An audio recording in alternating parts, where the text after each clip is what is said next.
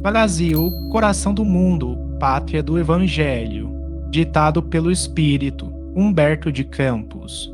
Psicografado por Francisco Cândido Xavier. Primeira edição lançada em 1938. Os movimentos nativistas.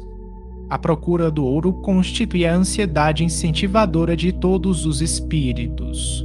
Entretanto, desde o princípio do século, o governo espanhol havia providenciado quanto à organização do Código Mineiro para o Brasil e, desde 1608 a 1617, quando a direção da colônia se achava repartida entre as cidades de Salvador e do Rio de Janeiro.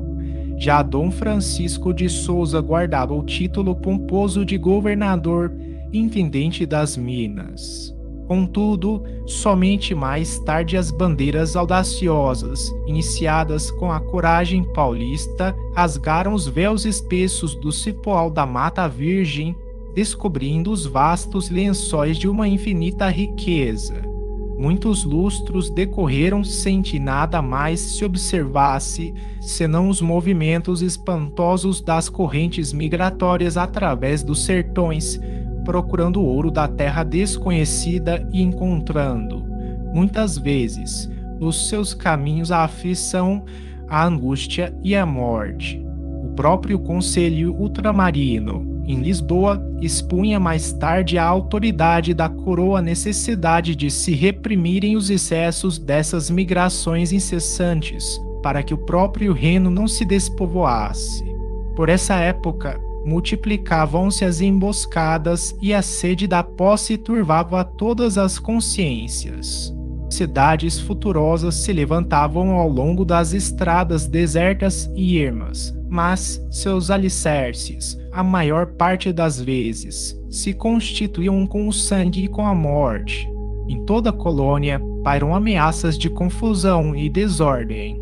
A lenda dos tesouros fabulosos, guardados no coração das selvas imensas, incendiava todos os ânimos e enfraquecia o ascendente da lei em todos os espíritos. Os índios experimentam amarguradamente a atuação dessas forças contrárias à sua paz, que se concentravam à procura das riquezas da terra, e é com inauditos esforços de perseverança e de paciência que os caridosos jesuítas juntam suas aldeias ao norte com doçura fraterna, conquistando todo o Amazonas para a comunidade dos portugueses. A esse tempo, no extremo norte convulsiona-se o Maranhão sob os ímpetos revolucionários de Manuel Beckmann contra a Companhia de Comércio, que monopolizara os negócios da importação e exportação da capitania, e contra os jesuítas, cujo espírito de fraternidade se interpunha entre os colonizadores e os índios, no sentido de se manterem estes últimos dentro da liberdade que lhes competia. Os amotinados prendem todos os elementos do governo e, organizando uma junta com elementos do clero, da nobreza e do povo, consideram extinto o monopólio e providenciam um imediato banimento dos protetores dos indígenas. Festas extraordinárias assinalam, no Maranhão, semelhantes feitos, inclusive Tidéum, nota 12, na Catedral de São Luís. A notícia de tão singulares com inesperados episódios provoca as apreensões da corte de Lisboa, que não desconhece as pretensões da França no tocante ao Vale do Amazonas, nem ignora o ascendente moral dos franceses sobre os elementos indígenas. Nota 12. Tidéum, hino litúrgico católico, originalmente atribuído a Santo Ambrósio e Santo Agostinho, iniciado com a expressão Te Deum laudamus igual a Deus saudamos. A expedição que deverá restaurar a lei na capitania não se faz esperar, e a Gomes Freire de Andrada, estadista notável pelo seu talento militar e político, cabe à direção do movimento restaurador. As providências da contra-revolução no extremo norte são adotadas sem dificuldade.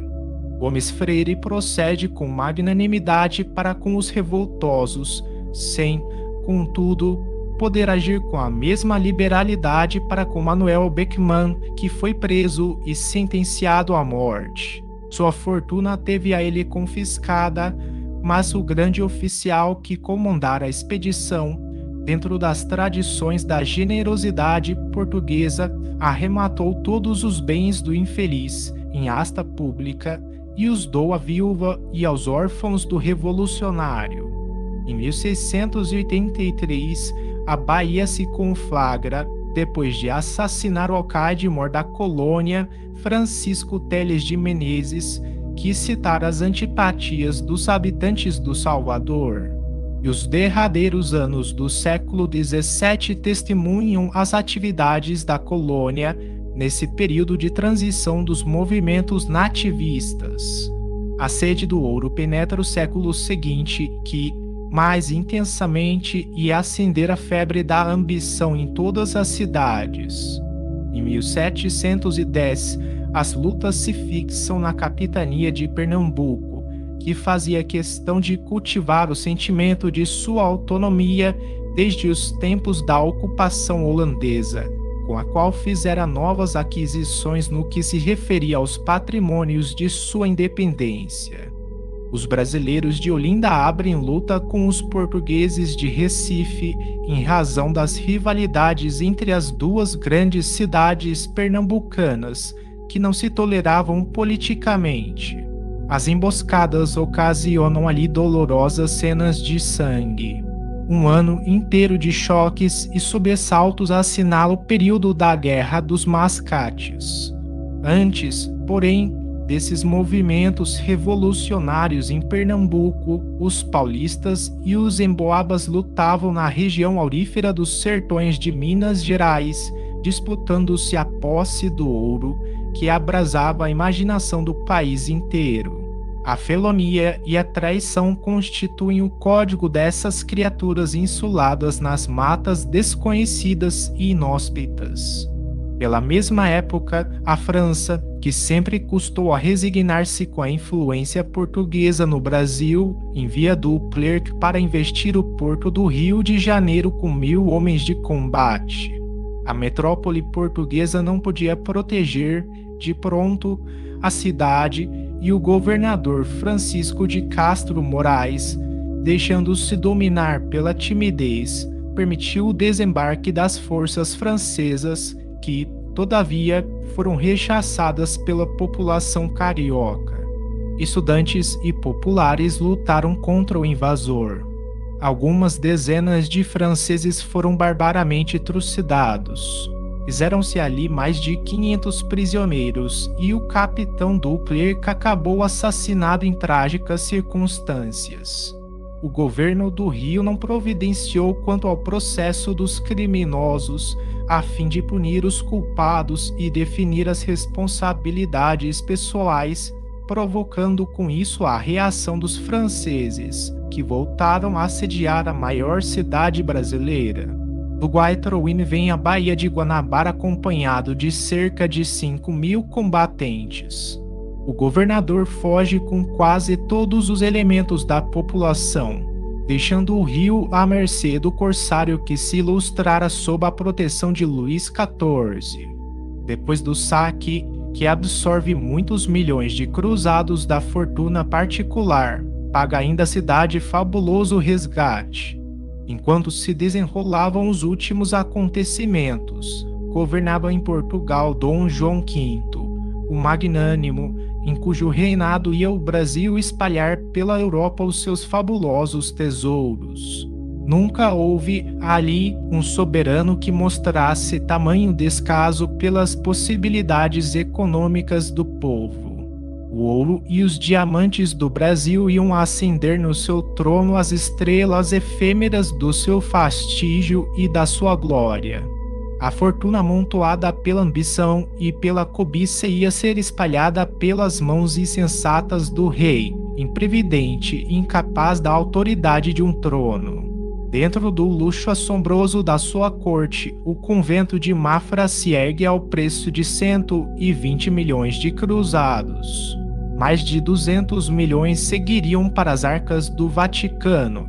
dados pelo monarca egoísta que desejava forçar as portas do céu com o ouro iníquo da terra, em vez de auxiliar a evolução da indústria e da agricultura de sua terra. Dom João V levanta igrejas e mosteiros com extrema prodigalidade e, enquanto todas as cortes da Europa felicitavam o rei Pertulário pelo descobrimento dos diamantes na sua afortunada colônia e se celebram Te-Deums em Lisboa em homenagem ao auspicioso acontecimento, pelo Brasil todo se alastravam movimentos nativistas, exaltando os sentimentos generosos da liberdade e preparando, assim, sob a inspiração de Ismael e de suas falanges devotadas, o futuro glorioso dos seus filhos.